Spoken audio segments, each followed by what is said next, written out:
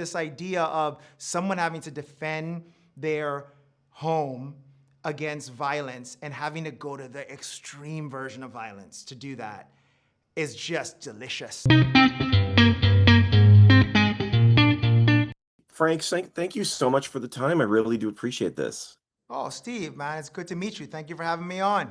It's great to meet you too. The Bluff is so much fun. It's got everything you want in a film for like this. It's so funny because it feels so epic and yet it's localized in this one location primarily. But it's just a blast. And I love that we get to explore pirate culture again. And I know you grew up in the Cayman Islands. I was wondering, as you were building this film, what is the legacy of pirate culture there, and why was that something you wanted to revisit? Well, this idea of a home invasion movie, but the home is essentially an island, right? So you get that scale, but you get that DNA of something that's very, claustrophobic. It's a survival tale. When I was a kid in Cayman Islands, we didn't really do Halloween, but Pirates Week, everybody dressed up. So I would sit on my dad's shoulders, and you're a kid and you're not sure what's real and what's not, and you see these boats come in, and there'd be these pyrotechnics, and then there'd be this sword fight. And what's crazy is the pirates win, and they take over the island for a week. And it's this national festival that's been going on for like 35 years, or actually no, they're their 50th year now.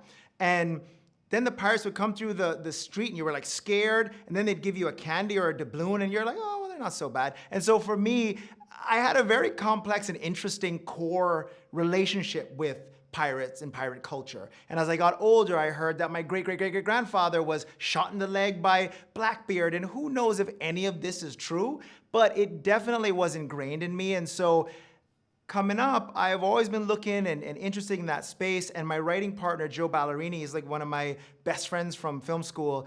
We have this thing called the Bad Idea of the Week Club, where we'll just call each other and pitch things, and he said, yo, what about Straw Dogs with pirates? And Straw Dogs is one of my favorite movies. It's a little controversial, I know, but this idea of someone having to defend their home against violence and having to go to the extreme version of violence to do that is just delicious if done right. And so that was a lot of the DNA of this film and how it came to be.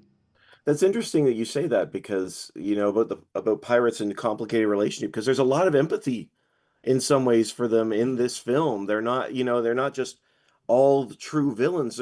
There is that extra level to them that is interesting, certainly to explore, I'm sure, as with characters. And um, Priyanka is incredible as Ercell. My gosh, I mean, she brings it in this film. And I was wondering, what do you think she brings to Ercell, and what was it like creating that character with her?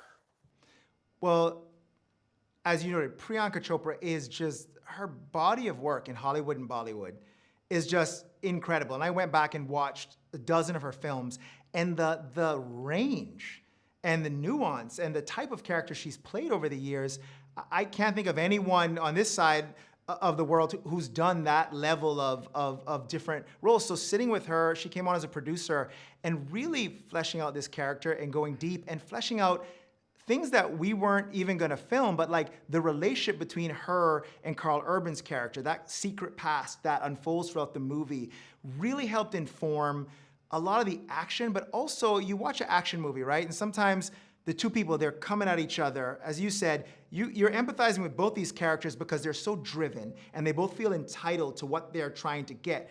Carl's character wants freedom. He wants a place in the world that he killed so many people to get and then feels betrayed. And then you have Priyanka, who's found peace in the world and is like, just leave me alone and let me be, but yet is struggling with this domestic, mundane existence. So you watch these movies, these people come together and you go, why don't you just shoot him in the head and end the movie, right?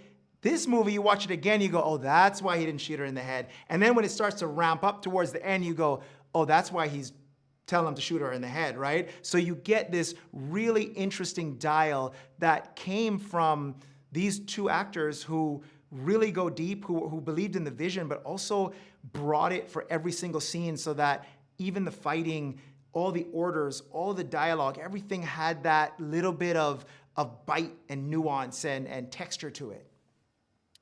You know, honestly, I'm glad you said that, and I know we're out of time, but just as we wrap, I'll just tell you, like, I love that gold in this thing is not what everybody wants. It is what everybody wants, but it's what nobody wants. There's all these other layers to it, as you were saying, and Frank, honestly, the film is such a blast. I really appreciate it. Have a great day. Thank you so much for the time. Thank you, my brother, and I'm excited for the rest of the world to see it. Thank you for making the time. Absolutely, absolutely. Have a great day. All right, man.